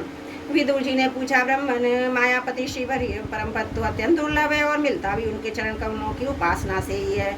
ध्रुव जी सारा सर का पूर्ण विवेक रखते हैं, फिर एक ही जन्म में अपने परम पद को पा लेने पर भी उन्होंने अपने को कृतार्थ क्यों समझा। श्री मैत्री जी ने कहा, ध्रुव जी का हृदय अपनी सौतेली माता के वाग्बाणों से बिध गया था। वह वर मांगने के समय भी उन्हें उनका स्मरण बना हुआ था, इसी से उन्होंने मुक्तिदाता श्री हरि से मुक्ति नहीं मांगी। अब जब भगवत दर्शन से मनोवालिन्य दूर हो गया तो उन्हें अपनी इस भूल के लिए पश्चाताप हुआ। ध्रुव जी मनी मन कहने लगे, ओ सनकादि उधर रहता नैष्ठिक ब्रह्मचारी सिद्ध भी जिन्हें समाधि द्वारा अनेकों जन्मों में प्राप्त कर पाते हैं, उन भगवत चरणों की छाया को मैंने 6 महीने में ही पा लिया, किंतु चित्त में दूसरी वासना रहने के कारण मैं फिर से उससे दूर हो गया। अहो मुझ मंदभागी की मूर्खता, तो देखो मेरे संसार पाश को काटने वाले प्रभु के पाद पत्तों में पहुंचकर भी उनसे नाशवान वस्तुओं की ही याचना की। देवताओं को स्वर्गभोग के पश्चात फिर नीचे गिरना होता है, इसलिए वे मेरी भगवत प्राप्ति रूप उच्च स्थिति को सहन नहीं कर सके। उन्होंने ही मेरी बुद्धि को नष्ट कर दिया। तभी तो मुझ दुष्ट ने नारद जी की यथार्थ बात भी स्वीकार नहीं की। यद्यपि संसार में आत्मा के सिवा दूसरा कोई नहीं है, तथापि सोया हुआ मनुष्य जैसे स्वप्न में अपनी ही कल्पना की हुए व्याकृति से डरता है, उसी प्रकार मैंने तो भगवान की माया से मोहित होकर भाई को ही शत्रु मान लिया और व्यर्थी देश रूप हार्दिक रोग से जलने लगा। प्रसन्न करना बहुत कठिन है। उन्हीं विश्वात्मा श्री हरि को तपस्या द्वारा प्रसन्न करके मैंने जो कुछ मांगा वह सब व्यर्थ है। ठीक उसी तरह जैसे गतायु पुरुष के लिए चिकित्सा व्यर्थ होती है, वो मैं बड़ा भाग्य हूँ। संसार बंधन का नाश करने वाले प्रभु से मैंने संसार ही मांगा। मैं बड़ा ही पुण्य हूँ। जिस प्रकार कोई कंगला किसी चक्रवर्ती सम्राट को प्रसन्न करके उससे सुषित चावलों की कनी मांगे, उसी प्रकार मैंने भी आत्मानंद प्रदान करने वाले श्री हरि से मूर्खतावश व्यर्थ का अभिमान बढ़ाने वाले उच्च पद आदि ही मांगे हैं। श्री मैत्री जी कहते हैं, तात तुम्हारी तरह जो लोग श्री मुकुंद पादरा बिंद मकरंद के ही मधुकर हैं, जो निरंतर प्रभु की चरण रज का ही सेवन करते हैं और जिनका मन अपने आप आई हुई सभी परिस्थितियों में संतुष्ट रहता है, वे भगवान से उनकी सेवा के सिवा अपने कोई पदार्थ नहीं मांगते। इधर जब राजा उत्तानपाद ने सुना कि उनका पुत्र ध्रुव घर लौट आया है तो उन्हें इस बात पर वैसे विश्वास नहीं हुआ जैसे कोई किसी के यमलोक से लौटने की बात को विश्वास ना करे। उन्होंने ये सोचा कि मुझे भाग्य का ऐसा भाग्य कहाँ, परंतु फिर उन्हें देवर्षि नारद की बात आदि आ गई, इससे उनका इस बात पर विश्वास हुआ और वे आनंद के वेग से अधीर हो उठे। उन्होंने अत्यंत प्रसन्न होकर यह समाचार लाने वाले को एक बहुमूल्य उपहार दिया। राजा उत्तानपाद ने पुत्र का मुख देखने के लिए उत्सुक होकर वह उसे ब्राह्मण कुल के बड़े बूढ़े मंत्री बंधुजनों के साथ लिया। एक बढ़िया घोड़ों वाले सुवर्ण जनित रथ पर सवार होकर वे झटपट नगर के बाहर आए। उनके आगे वे ध्वनि होती जाती थी, शंख जंदोबी और वंशी आदि मांगलिक बाजे बजते जाते थे। उनकी दोनों रानियां सुनीति सुरुचि भी सुवर्ण आभूषण से वो खुश थी। राजकुमार उत्तम के साथ पालकियों पर चढ़कर चल रही थीं। ध्रुव जी उपवन के पास आ पहुंचे। उन्हें देखते ही महाराजा उत्तानपाद तुरंत रथ से उतर गए। पुत्र को देखने के लिए वे बहुत दिनों से उत्कंठित हो रहे थे। उन्होंने झटपट आगे बढ़कर प्रेमातुर हो लंबी लंबी सांसें लेते हुए ध्रुव को भुजाओं में भर लिया। अभी भी पहले की ध्रुव नहीं थे। प्रभु के परम पुनीत पाद पदों का स्पर्श होने से इनके समस्त पाप बंधन कट गए थे। राजा उत्तानपाद की एक बड़ी बड़ी कामना पूर्ण हो गई। उन्होंने बार बार पुत्र का सिर सूंघा। आनंद और प्रेम के कारण निकलने वाले ठंडे ठंडे आंसू से उन्हें नहला दिया। तदंतर स्वजनों में अग्रगण ध्रुव जी ने पिता के चरण में प्रणाम किया और उनसे आशीर्वाद पाकर कुशल प्रश्नादि से सम्मानित दोनों माताओं को प्रणाम किया। छोटी माता सुरुचि ने अपने चरणों पर झुके बालक ध्रुव को उठाकर हृदय से लगा लिया। अश्रु गदगद वाणी से चिरंजीवी रहो ऐसा आशीर्वाद दिया। जिस प्रकार जल स्वयं नीचे की ओर बहने लगता है, उसी प्रकार मैत्री आदि गुणों के कारण जिस पर भगवान प्रसन्न हो जाते हैं उसके आगे सभी जीव झुक जाते हैं। इधर उत्तम और ध्रुव दोनों ही प्रेम से बेहल होकर मिले। एक दूसरे के अंगों का स्पर्श पाकर उन दोनों के ही शरीर में रोमांच हो आया। नेत्रों से बार बार आंसुओं की धारा बहने लगी। ध्रुव की माता सुनीति अपने प्राणों से भी प्यारे पुत्र को गले लगाकर सारा संताप भूल गई। उसके सुकुमार अंगों के स्पर्श से ही बड़ा आनंद प्राप्त हुआ। वीरवर विदुर जी वीर माता सुनीति के स्तन के नेत्रों से झरते हुए मंगल में आनंद आश्रों से भीग गए। उनसे बार बार दूध बहने लगा। उस समय प्रवासी लोग उनकी प्रशंसा करते हुए कहने लगे, महारानी जी आपका लाल बहुत दिनों से खोआ हुआ था, सौभाग्यवश अब वह लौट आया है। अब हम सबका दुख दूर करने वाला है, बहुत दिनों तक भूमंडल की रक्षा करेगा।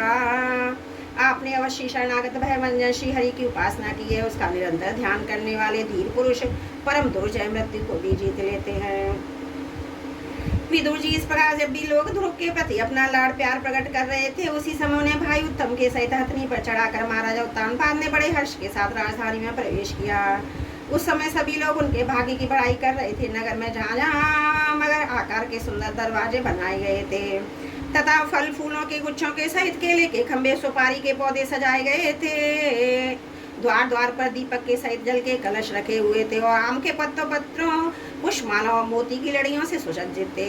जिन अनेकों परकोटे फाटकों महलों से नगरी सुशोभित थी, उन सबको सुवर्ण सामग्रियों से सजाया गया। उनके कंगूरे विमानों के शिखरों के समान चमक रहे थे। नगर के चौक गली अटारियां सड़कों के झाड़ बुहार कर उन पर चंदन का छिड़काव किया गया था। जहाँ तहाँ खील चावल पुष्प फल जौ अन्य मांगलिक उपहार सामग्रियां सजी हुई थी। ध्रुव जी राजमार्ग से जा रहे थे। उस समय जहाँ तहाँ नगर की शीलवती सुंदरियां उन्हें देखने को एकत्र हो गईं। उन्होंने वात्सल्य भाव से अनेकों आशीर्वाद देते हुए उन पर सफेद सरसों अक्षत दही जल दूर्वा पुष्प पहलों की वर्षा की। इस प्रकार उनके मनोहर गीत सुनते हुए ध्रुव जी ने अपने पिता के महल में प्रवेश किया। वह श्रेष्ठ भवन बहुमूल्य मणियों की लड़ियों से सुसज्जित, उसमें अपने पिताजी के लाड़ प्यार का सुख भोगते हुए वे उसी प्रकार आनंद पूर्वक रहने लगे जैसे स्वर्ग में देवता लोग रहते हैं। वहाँ दूध के फैन के समान सफेद कोमल शैयाएं, हाथी दांत के पलंग, सुनहरी कामदार पर्दे, बहुमिल आसन, बहुत सा सोने का सामान था। उसकी स्फटिक और महामरकत बड़ी पन्ने की दीवारों में रत्नों की बनी हुई स्त्री मूर्तियों पर रखे हुए मणिमय दीपक जगमगा रहे थे।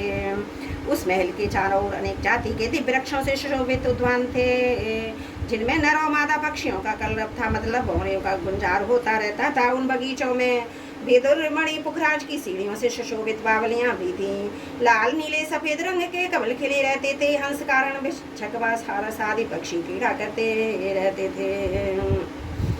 राजऋषि उत्तानपाद ने उनके पुत्र अति अद्भुत प्रभाव की बात देवर्षि नारद से पहले ही सुन रखी थी। अब उसे प्रत्यक्ष वैसा ही देखकर उन्हें बड़ा आश्चर्य हुआ। फिर वह देख कर कि अब ध्रुव तरुण अवस्था को प्राप्त हो गए हैं। अमात्य पर उन्हें आदर की दृष्टि से देखते हैं। प्रजा का भी अनुराग है। उन्होंने उन्हें निखिल भूमंडल के राज्य पर अभिषिक्त कर दिया और आज वृद्धावस्था आई जानकर आत्मस्वरूप का चिंतन करते हुए संसार से विरक्त होकर वन को चल दिए। बोलो भागवत भगवान की जय।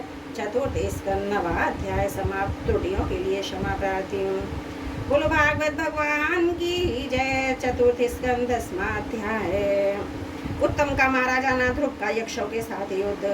श्री मैत्रेय जी कहते हैं, विदुर जी, ध्रुव ने प्रजापति शिशुमार की पुत्री भ्रमी के साथ विवाह किया। उससे अनेक कल्पों बस्तर नाम के 2 पुत्र हुए। महाबली ध्रुव की दूसरी पत्नी वायुपुत्री इला थी। उससे उनके उत्कल नाम के एक पुत्र और एक कन्या रत्न जन्म हुआ। उत्तम का भी अभी विवाह नहीं हुआ था। एक दिन शिकार खेलते समय उसे हिमालय पर्वत एक बलवान यक्ष ने मार डाला। उसके साथ उसकी माता भी परलोक सिधार गई। ध्रुव ने जब भाई के मारे जाने का समाचार सुना तो वे क्रोध, शोक और उद्वेग से भरकर एक विजयप्रद रथ पर सवार हो यक्षों के देश में जा पहुंचे। उन्होंने उत्तर दिशा में पाकर हिमालय की घाटी में यक्षों से भरी हुई अलकापुरी देखी। उसमें अनेकों भूत प्रेत पिशाच आदि रुद्धानुसार रहते थे। विदुर जी वहां पहुंचकर महाबाहु ध्रुव ने अपना शंख बजाया। संपूर्ण आकाश और दिशाओं को बुझा दिया। उस शंख ध्वनि से यज्ञ पत्नियां बहुत डर गईं। उनकी आंखें भय से कातर हो उठी। वीरवर विदुर जी महाबल यक्ष वीरों के शंखनाद से न हुआ, इसलिए वे तरह तरह के अस्त्र शस्त्र लेकर नगर के बाहर निकल आए। ध्रुव पर टूट पड़े महारथी ध्रुव प्रचंड धनुर्धर थे। उन्होंने एक ही साथ उनमें से प्रत्येक को 3-3 बाण मारे। उन सभी ने जब अपने अपने मस्तकों को 3-3 बाण लगे थे कि तब उन्हें विश्वास हो गया कि हमारी हार अवश्य होगी। वे ध्रुव जी के अद्भुत पराक्रम की प्रशंसा करने लगे। फिर जैसे सब किसी के पैरों का आघात नहीं सहते, उसी प्रकार ध्रुव के इस पराक्रम को न सहकर उन्होंने भी उनके बाणों के जवाब में एक ही साथ उनसे दूने 6 बाण छोड़े। यक्षों की संख्या 13 थी। उन्होंने ध्रुव जी का बदला लेने के लिए अत्यंत कुपित होकर रथ और सारथी के सहित उन पर एक खड़ग त्रिशूल, फरसा, शक्ति, सचिव, शुंडिता, चित्र विचित्र पंखधार बाणों की वर्षा की। इस भीषण शस्त्र वर्षा से ध्रुव जी बिल्कुल ढक गए। तब लोगों को उनका दिखना वैसे ही बंद हो गया जैसे भारी वर्षा से पर्वत का। उस समय तो सिद्धगण आकाश में स्थित हो गए दृश्य देख रहे थे। वे सब हाय हाय करते कहने लगे, आज यक्ष सेना रूप समुद्र में डूब कर मानव सूर्यास्त हो गया। यक्ष लोग अपनी विजय की घोषणा करते हुए युद्ध क्षेत्र में सिंह की तरह गरजने लगे। इसी बीच में ध्रुव जी का रथ एकाक वैसे ही प्रकट हो गया जैसे कोहरे में से सूर्य भगवान निकल आते हैं। ध्रुव जी अपने दिव्य धनुष की टंकार करके शत्रुओं के दिल दहला रहे। फिर प्रचंड बाणों की वर्षा करके उनके अस्त्र शस्त्रों को इस प्रकार छिन्न भिन्न कर दिया जैसे आंधी बादलों के तितर बितर कर देती है। उनके धनुष से छूटे हुए तीखे राक्षस अक्षरों को कवचों की भेद कर इनके शरीर में घुस गए जैसे इंद्र के छोड़े हुए वज्र पर्वतों में प्रवेश कर गए थे। विदुर जी महाराजा ध्रुव के बाणों से कटे हुए यक्षों के सुंदर कुंडल मंडित मस्तकों से, सुनहरी ताल वृक्ष के समान जांघों से, बलियावी विशुद्ध बाहुओं से हार, भुजबंद मुकुटों बहुमूल पगड़ियों से पटी हुए वीरों के मन को लुभाने वाली समर भूमि बड़ी शोभा पा रही थी। जो यक्ष किसी प्रकार जीवित बचे वे क्षत्रिय प्रवर ध्रुव जी के बाणों से प्राय अंग भंग छिन्न भिन्न हो जाने के कारण युद्ध क्रीड़ा में सिंह से परास्त हो गजराज के समान मैदान छोड़कर भाग गए। नरश्रेष्ठ ध्रुव जी ने देखा कि उस विस्तृत रणभूमि में एक भी शत्रु अस्त्र शस्त्र लिए उनके सामने नहीं है, तो उनकी इच्छा अलकापुरी देखने की हुई, किंतु वे पुरी के भीतर नहीं गए। वे मायावी क्या करना चाहते हैं इस बात को मनुष्य को पता नहीं लग सकता। सारथी से इस प्रकार कहकर वे उस विचित्र रथ में बैठे रहे तथा शत्रु के नवीन आक्रमण की आशंका से सावधान हो गए। इतने में उन्हें समुद्र की गर्जना के समान आंधी का भीषण शब्द सुनाई दिया। दिशाओं में उठती हुई धूल भी दिखाई दी। एक क्षण में ही सारा आकाश मेघमाला से गिर गया। सब और भयंकर गड़गड़ाहट के साथ बिजली चमकने लगी। निष्पाप विदुर जी उन बादलों से खून पिष्टा मूत्र चर्बी की वर्षा होने लगी। ध्रुव जी के आगे आकाश से बहुत से धड़ गिरने लगे। आकाश में एक पर्वत दिखाई दिया। सभी दिशाओं में पत्थरों की वर्षा के साथ गदा पर की तलवार ऊंचर गिरने लगे। उन्होंने देखा वो से सर्प वज्र की तरह फुफकार मारते हुए रोशपूर्ण नेत्रों से आग की चिंगारियां उगलते आ रहे हैं। झुंड के झुंड मतवाले हाथी, सिंह और बाघ भी दौड़े चले आ रहे हैं। प्रलय काल के समान भयंकर समुद्र अपनी उतावल तरंगों से पृथ्वी को सब ओर से ढूंढता हुआ बड़ी भीषण गर्जना के साथ उनकी ओर बढ़ रहा था। क्रूरस्वावसुरों ने अपनी आसुरी माया से ऐसे ही बहुत से कौतुक दिखलाए जिनसे कायरों के मन कांप सकते थे। ध्रुव जी पर असुरों ने अपनी माया फैलाई। ये सुनकर वहाँ कुछ मुनियों ने आकर उनके लिए मंगल कामना की। मुनियों ने ने कहा, उत्तान पाद नंदन ध्रुव शरणागत भय भंजन शान पाणी भगवान नारायण तुम्हारे शत्रुओं का संहार करें। भगवान का तो नाम ऐसा ही है जिसके सुनने और कीर्तन करने मात्र से मनुष्य दुस्तर मृत्यु के मुख से अनासी बच जाता है। बोलो भागवत भगवान की जय। श्रीमद् भागवत महापुराण चतुर्थ स्कंध 10वां अध्याय समाप्त। त्रुटियों के लिए क्षमा चाहती हूँ। बोलो भागवत भगवान की जय। चतुर्थ स्कंध 11वां अध्याय। स्वाभम मनु का ध्रुव जी को बंद युद्ध करने के लिए समझाना। श्री मैत्री जी कहते हैं, विदुर जी ऋषियों का ऐसा कथन सुनकर महाराज ध्रुव ने आचमन कर श्री नारायण के बनाए नारायण शास्त्र को अपने धनुष पर चढ़ाया। उस बाण के चढ़ाते ही एक क्षुधारा रची नाना प्रकार की माया उसी क्षण नष्ट हो गई, जिस पर ज्ञान का उदय होने पर अविद्या कलेश नष्ट हो जाते हैं। ऋषिवर नारायण के द्वारा आविष्कृत अस्त्र को धनुष पर चढ़ाते ही उससे राजहंस के से पक्ष और सोने के फल वाले बड़े तीखे बाण निकले। जिस प्रकार मयूर के कलाप करते वन में घुस जाते हैं, उसी प्रकार भयानक साय शब्द करते हुए शत्रु की सेना में घुस गए। उन तीखी तार वाले बाणों ने शत्रुओं को बेचैन कर दिया था। उस रणांगण में अनेकों यक्षों ने अत्यंत कुपित होकर अपने अश्व संभाले। जिस प्रकार गरुड़ के छेदन से बड़े बड़े सर्पफन उठाकर उनकी ओर दौड़ते हैं, उसी प्रकार वे इधर उधर ध्रुव जी पर टूट पड़े। उन्हें सामने आते देख ध्रुव जी ने अपने बाणों द्वारा उनकी भुजाएं, जांघें, कंधे, उदर आदि अंग प्रत्यंगों को छिन्न बन कर उन्हें सर्वश्रेष्ठ लोक सत्यलोक में भेज दिया, जिसमें उधर नेता मुनिगण सूर्य मंडल का भेदन करने जाते हैं। अब उनके पिता में स्वाभम मनु ने देखा कि विचित्र रथ पर चढ़े हुए ध्रुव अनेकों निरपराध यक्षों को मार रहे हैं, तो उन्हें उन पर दया आई। वे बहुत से ऋषियों को साथ लेकर वहाँ आए, अपने पौत्र ध्रुव को समझाने लगे। मनु जी ने कहा, बेटा बस बस, अधिक क्रोध करना ठीक नहीं है। यह पापी नरक का द्वार है, इसी के वशीभूत होकर तुमने इस निरपराध यक्षों का दमन किया है। तात तुम तो निर्दोष यक्षों के सहार पर उतर आए हो। हमारे कुल की योग कर्म नहीं है। साधु पुरुष बड़ी निंदा करते हैं। बेटा तुम्हारा अपने भाई पर बड़ा अनुराग था, यह तो ठीक है, परंतु देखो उसकी बद से संतप्त होकर तुमने एक यक्ष के अपराध करने पर प्रसंगवश कितनों की हत्या कर डाली। इस जड़ शरीर को ही आत्मा मारकर उसके लिए पशुओं की भांति प्राणियों की हिंसा करना, यह भगवत से भी साधुजनों का मार्ग नहीं है। प्रभु की आराधना करना बड़ा कठिन है, परंतु तुमने तो लड़कपन में ही संपूर्ण भूतों के आश्रय स्थान श्री हरि की सर्वभूतात्मा भाव से आराधना करके उनका परम पद प्राप्त कर लिया है। तुम्हें तो प्रभु भी अपना प्रिय भक्त समझते हैं तथा भक्तजन भी तुम्हारा आदर करते हैं। तुम साधुजनों के पथ प्रदर्शक हो, फिर भी तुमने ऐसा निंदनीय कर्म कैसे किया। सर्वात्मा श्री हरि तो अपने बड़े पुरुषों के प्रति सहनशीलता, छोटों के प्रति दया, बराबर वालों के साथ मित्रता और समस्त जीवों के साथ समता का बर्ताव करते रहते हैं। और प्रभु के प्रसन्न हो जाने पर प्रभु प्राकृत गुणों उनके कार्य रूप लिंग शरीर से छूटकर परमानंद स्वरूप पर ब्रह्म प्राप्त कर लेता है। बेटा ध्रुव देहादि के रूप में परिणित या पंचभूतों से ही स्त्री पुरुष का आविर्भाव होता है, फिर उनके पारस्परिक समागम से दूसरे स्त्री पुरुष उत्पन्न होते हैं। ध्रुव इस प्रकार भगवान की माया से तत्वादि गुणों में न्यूनाधिक भाव छोड़ने से जैसे भूतों द्वारा शरीर को रचना होती है, वैसे उनकी स्थिति और प्रलय भी होती है। पुरुष श्रेष्ठ निर्गुण परमात्मा तो इनमें केवल निमित्त मात्र है। उनके आश्रय से कार्य करणात्मक जगत उसी प्रकार भ्रमता रहता है, जैसे चुंबक के आश्रय से लोहा काल शक्ति के द्वारा क्रमशः सत्वादि गुणों से शुभ होने से लीला में भगवान की शक्ति भी सृष्टि आदि के रूप में विभक्त हो जाती है। अतः भगवान अकर्ता होकर भी जगत की रचना करते हैं, संहार करने वाले ना होकर उनका संहार करते हैं। सचमुच उन अनंत प्रभु की लीला सर्वदा चिंतनीय है। ध्रुव काल स्वरूप अभव्य परमात्मा ही स्वयं अंतरहित होकर भी जगत का अंत करने वाले हैं। अनादि होकर भी सबके आदि करता है। वे एक जीव से दूसरे जीव की उत्पन्न कर संसार की सृष्टि करते हैं। मृत्यु के द्वारा मारने वाले को भी मरवा कर उसका संहार करते हैं। वे काल भगवान संपूर्ण सृष्टि में समान रूप से अनुप्रविष्ट है। उनका ना तो कोई मित्र पक्ष है, ना शत्रु पक्ष है। जैसे वायु के चलने पर धूल उनके साथ साथ उड़ती है, उसी प्रकार समस्त जीव अपने अपने कर्मों के अधीन होकर काल की गति का अनुसरण करते हैं। अपने अपने कर्मनानुसार सुख दुख आदि फल भोगते हैं। सर्वसमर्थ श्री हरि कर्म बंधन में बंधे हुए जीव की आयु की वृद्धि और क्षय का विधान करते हैं, परंतु वे स्वयं दोनों से रहित अपने स्वरूप में स्थित हैं। राजन इन परमात्मा को ही मामांश लोग कर्म चार वर्ग स्वभाव वैशेषिक मतालंबनी काल ज्योतिषी देव काम शास्त्री काम कहते हैं। वे किसी भी इंद्रिया प्रमाण की विषय नहीं है। महदादि अनेक शक्तियां भी उन्हीं से प्रकट हुई हैं। वे क्या करना चाहते हैं, इस बात को भी संसार में कोई नहीं जानता। फिर अपने मूल कारण इन प्रभु को तो ही जान कौन सकता है।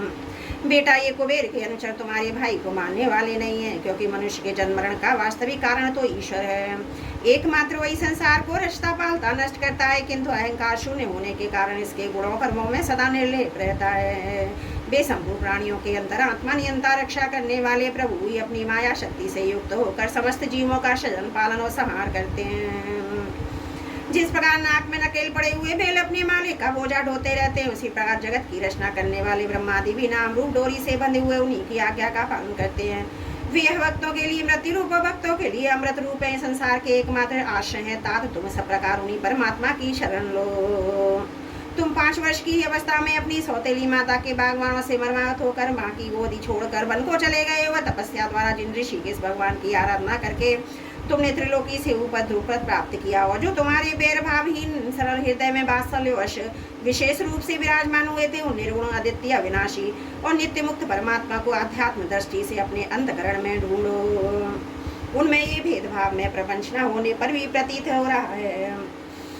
ऐसा करने से सर्वशक्तिमान संपन्न परमानंद स्वरूप सर्वंतर्यामी भगवान अनंत में तुम्हारी सुदृढ़ भक्ति होगी। उसके प्रभाव से तुम में मेरेपन के रूप में दृढ़ हुई अविद्या की गांठ को काट डालोगे। राजन, जिस प्रकार औषधि से रोग शांत किया जाता है, उसी प्रकार मैंने तुम्हें जो कुछ उपदेश दिया है उस पर विचार करके अपने क्रोध को शांत करो। क्रोध कल्याण मार्ग का मार्ग बड़ा ही विरोधी है। भगवान तुम्हारा मंगल करें। क्रोध के वशीभूत हुए पुरुष सभी लोगों को बड़ा भय होता है, इसलिए जो बुद्धिमान पुरुष ऐसा चाहते हैं मुझसे किसी भी प्राणी को भय ना हो, और मुझे भी किसी से भय ना हो। उसे क्रोध के वश में कभी ना होना चाहिए है। तुमने जो यह समझकर मेरे भाई के मारने वाले हैं इतनी यक्षों का संहार किया, इससे तुम्हारे द्वारा भगवान शंकर के सखा कुबेर जी का बड़ा अपराध हुआ। इसलिए बेटा, जब तक कि महापुरुषों का तेज हमारे कुल को आक्रांत ना कर लेता है, इसके पहले ही विनम्र भाषण और विनय के द्वारा शीघ्र उन्हें प्रसन्न कर लो। इस प्रकार स्वावंभु मनु ने अपने पौत्र ध्रुव को शिक्षा दी। तब ध्रुव जी ने उन्हें प्रणाम किया और उसके पश्चात वे महर्षियों के साथ अपने लोक को चले गए। बोलो भागवत भगवान की जय। चतुर्थ स्कंद 11वां अध्याय समाप्त। त्रुटियों के लिए क्षमा चाहती हूँ। बोलो भागवत भगवान की जय। चतुर्थ स्कंद 12वां अध्याय। ध्रुव जी को कुबेर का वरदान, विष्णु लोक की प्राप्ति।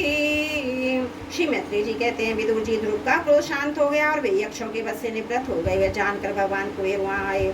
उस समय यक्ष चारण किन्नर लोग उनकी स्तुति कर रहे थे। उन्हें देखते ही ध्रुव जी हाथ जोड़कर खड़े हो गए। तब कुबेर ने कहा, श्री कुबेर जी बोले, शुद्ध हृदय क्षत्रिय कुमार, तुमने अपने दादा के उपदेश से ऐसा दुस्तज्य वैर त्याग दिया, इससे मैं तुझ पर प्रसन्न हूँ।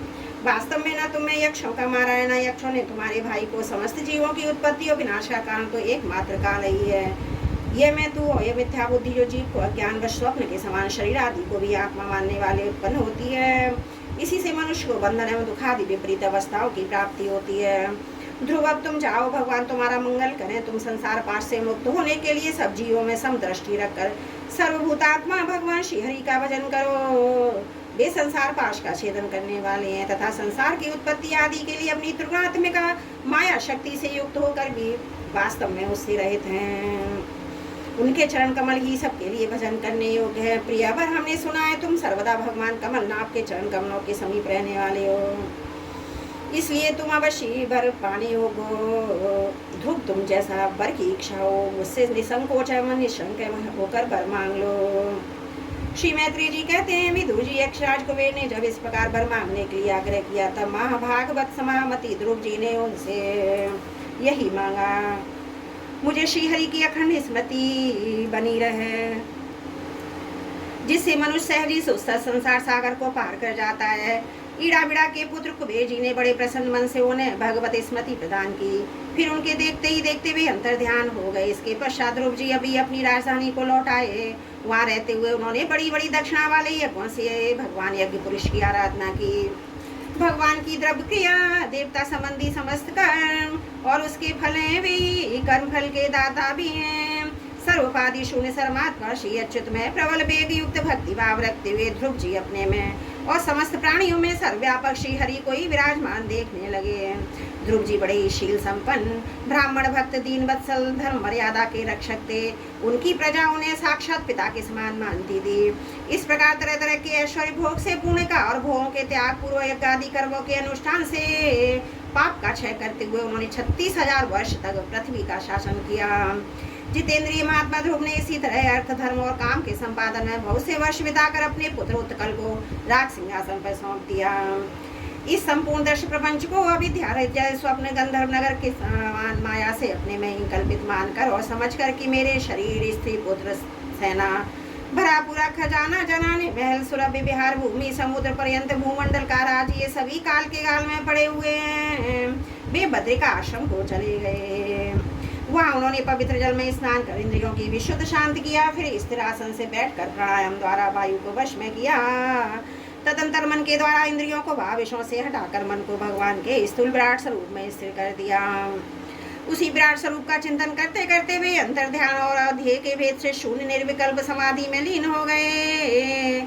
उस अवस्था में विराट स्वरूप का भी परित्याग कर दिया, पर भगवान श्री हरि के प्रति निरंतर भक्ति भाव का प्रवाह चलते रहने से उनके नेत्रों में बार बार आनंद अश्रुओं की बाढ़ सी आ जाती थी। इससे उनका हृदय द्रवीभूत हो गया, शरीर में रोमांच हो आया। फिर देवाभिमान गाली होने से मैं ध्रुव हूँ इसकी स्मृति भी न रही। इस समय ध्रुव जी ने आकाश से एक बड़ा ही सुंदर विमान उतरते देखा। वो अपने प्रकाश से दसों दिशाओं को आलोकित कर रहा था, मानो पूर्णिमा का चंद्र ही उदय हुआ हो। उसमें 2 शेष पार्षद गदाओं का सहारा लिए खड़े थे। उनके 4 भुजाएं थी, सुंदर श्याम शरीर था, किशोर अवस्था थी और अरुण कमल के समान नेत्र थे। वे सुंदर वस्त्र, किरीट, हार, भुजबंधा थी, मनोहर कुंडल धारण किए हुए थे। उन्हें पुण्य श्लोक श्री हरि के सेवन जान ध्रुव जी हड़बड़ाहट में पूजा आदि का क्रम भूलकर सहसा खड़े हो गए। वे भगवान पार्षदों में प्रधान है ऐसा समझकर उन्होंने श्री मधुसूदन के नामों का संकीर्तन करते हुए ने हाथ जोड़कर प्रणाम किया। ध्रुव जी का मन भगवान के चरण कमलों में तल्लीन हो गया और वे हाथ जोड़कर बड़ी नम्रता से सिर नीचा किए खड़े रहे। तब श्री हरि के प्रिय पार्षद सुनंदोनंद ने उनके पास जाकर मुस्कुराते हुए कहा। सुनंदोनंद कहने लगे, राजन आपका कल्याण हो, आप सावधान होकर हमारी बात सुनिए। आपने 5 वर्ष की अवस्था में ही तपस्या करके सर्वेश्वर भगवान को प्रसन्न कर दिया। हम उन्हीं निखिल जगत अंतर शांगपाणी भगवान श्री विष्णु के सेवक हैं और आपको भगवान के धाम में ले जाने के लिए आए हैं। आपने अपनी भक्ति के प्रभाव से विष्णु लोक का अधिकार प्राप्त किया है, जो औरों के लिए बड़ा दुर्लभ है। परम ज्ञानी सप्तऋषि भी वहां तक नहीं पहुंच सके, वे नीचे से केवल उसे देखते रहते हैं। सूर्य, चंद्रमा आदि ग्रह, नक्षत्र, तारा भी उनकी प्रदक्षिणा किया करते हैं। चलिए आप उसी विष्णु धाम में निवास कीजिए। प्रियवर, आज तक आपके पूर्वज और कोई भी उस पद पर कभी नहीं पहुंच सके। भगवान विष्णु का यह परम धाम सारे संसार का बंधन ही है। वहाँ जाकर चलकर विराजमान हो। आयुष्मान यह शेष विमान पूर्ण इस श्लोक शिखामणि श्री हरि ने आपके लिए ही भेजा है। आप इस पर चढ़ने योग्य हैं। श्री मैत्रेय जी कहते हैं, भगवान के परम पार्षदों से ये अमृत वचन सुनकर परम भागवत ध्रुव जी ने स्नान किया। फिर संध्या वंदनादि नित्य कर्म से निवृत्त हो मांगलिक अलंकार आदि धारण किए। बद्रिका आश्रम में रहने वाली मुनियों को प्रणाम करके उनका आशीर्वाद लिया। इसके बाद उस श्रेष्ठ विमान की पूजा और प्रदक्षिणा की और पार्षदों को प्रणाम कर सुवर्ण के समान कांति में दिव्य रूप धारण कर उस पर चढ़ने को तैयार हुए। इतने में ही ध्रुव जी ने देखा कि काल मूर्तिमान होकर उनके सामने खड़ा है। तब वे मृत्यु के सिर पर पैर रखकर उस समय अद्भुत विमान पर चढ़ गए। उस समय आकाश में धुंधवी, मृदंग और ढोल आदि बाजे बनने लगे। शेष गंधर्व गान करने लगे, फूलों की वर्षा होने लगी। विमान पर बैठकर ध्रुव जी ज्यों ही भगवान के धाम को जाने के लिए तैयार हुए, त्यों ही उन्हें अपनी माता सुनीति का स्मरण हो आया। वे सोचने लगे, क्या मैं बेचारी माता को छोड़कर अकेला ही दुर्लभ वैकुंठ धाम को जाऊंगा। नंद सुनंद ने ध्रुव के हृदय की बात जानकर उन्हें दिखलाया कि देवी सुनीति आगे आगे दूसरे विमान पर जा रही हैं। उन्होंने क्रमशः सूर्य आदि सभी ग्रह देखे मार्ग में जहाँ तहाँ विमानों पर बैठे हुए देवता उनकी प्रशंसा करते हुए फूलों की वर्षा करते रहे। उस दिव्य विमान पर बैठकर ध्रुव जी त्रिलोकी को पार कर सप्तऋषि मंडल से भी ऊपर भगवान विष्णु के नित्य धाम में पहुंचे। इस प्रकार उन्होंने अविचल प्रगति प्राप्त की। यह दिव्य धाम अपने ही प्रकाश से प्रकाशित है। इसी के प्रकाश से तीनों लोग प्रकाशित हैं। इसमें जीवों पर दया करने वाले पुरुष नहीं जा सकते। यहाँ तो उनकी पहुँच होती है जो दिन रात प्राणियों के कल्याण के लिए शुभ कर्म ही करते रहते हैं, जो शांत समदर्शी सुत और सब प्राणियों को प्रसन्न रखने वाले हैं तथा भक्तों से ही अपना एकमात्र सच्चा स्वर मानते हैं। ऐसे लोग सुगमता से इस भगत धाम को प्राप्त कर लेते हैं। इस प्रकार उत्तानपाद के पुत्र भगवत परायण श्री ध्रुव जी तीनों लोगों के ऊपर उसकी निर्मल चूड़ामणि के समान विराजमान हुए। कुरुनंदन जिस प्रकार दाएं चलाने के समय खंभे के चारों ओर बेल घूमते हैं, उसी प्रकार यह गंभीर वेग वाला ज्योतिष चक्र उस अविनाशी लोक के आश्रय ही निरंतर घूमता रहता है। उसकी महिमा देखकर देव ऋषि नारद ने प्रचेताओं की यज्ञशाला में बीड़ा बजाकर ये 3 श्लोक गाए थे। नारद जी ने कहा था, इसमें संदेह नहीं है, पति प्राण सुनीति के ध्रुव पुत्र ने तपस्या द्वारा अद्भुत शक्ति संचित करके जो गति पाई उसे भगवत धर्मों की आलोचना करके वेदमाई मुनिगण भी नहीं पा सकते। फिर राजाओं की तो बात ही क्या है, वो ये 5 वर्ष की अवस्था में इस सौतेली माता के बागवानों से मर्माहत होकर दुखी हृदय से वन में चले गए और मेरे उपदेश के अनुसार आचरण करके ही उन्होंने प्रभु को जीत लिया, जो केवल अपने भक्तों के गुणों से ही वश में होते हैं। ध्रुव जी ने तो 5-6 वर्ष की अवस्था में कुछ दिनों की तपस्या से ही भगवान को प्रसन्न करके उनका परम पद प्राप्त कर लिया, किंतु उनके अधिकृत किए हुए इस पद को भूमंडल में कोई दूसरा क्षत्रिय क्या वर्षों तक तपस्या करके भी पा सकता है। श्री मैत्रेय जी कहते हैं, विदुर जी तुमने तो मुझसे उधार की थी, ध्रुव जी के चरित्र के विषय में पूछा था, सो मैंने तुम्हें पूरा का पूरा सुना दिया। साधु जन इस चरित्र की बड़ी प्रशंसा करते हैं, ये धन यश और आयु की वृद्धि करने वाला परम पवित्र और अत्यंत मंगलमय है। इससे स्वर्ग और अविनाशी पद भी प्राप्त हो सकता है। यह देवत्व की प्राप्ति कराने वाला बड़ा ही प्रशंसनीय और समस्त पापों का नाश करने वाला है। भगवत ध्रुव के इस पवित्र चरित्र को जो श्रद्धा पूर्वक बार बार सुनते हैं उन्हें भगवान की भक्ति प्राप्त होती है, जिससे उनके सभी दुखों का नाश हो जाता है। इसे श्रवण करने वालों को शीलादि गुणों की प्राप्ति होती है, जो महत्व चाहते हैं उन्हें महत्व की प्राप्ति कराने वाला स्थान मिलता है, जो तेज चाहते हैं उन्हें तेज प्राप्त होता है, जो मनुष्य उनका मान बढ़ता है। पवित्र कीर्ति ध्रुव जी के इस मान चरित्र का प्रातः और सायंकाल ब्रह्मांड दी जाती है। समाज में एकाग्र चित्त से कीर्तन करना चाहिए। भगवान के परम पवित्र चरणों की शरण में रहने वाला जो पुरुष इसे निष्काम भाव से पूर्णिमा अवश्य द्वादशी श्रवण नक्षत्र तिथि क्षय व्यति पाद संक्रांति अथवा रविवार के दिन श्रद्धालु पुरुषों को सुनाता है, वह स्वयं अपने आत्मा में भी संतुष्ट रहने वाला सिद्ध हो जाता है। यह साक्षात भगवत विषयक अमृतमय ज्ञान है।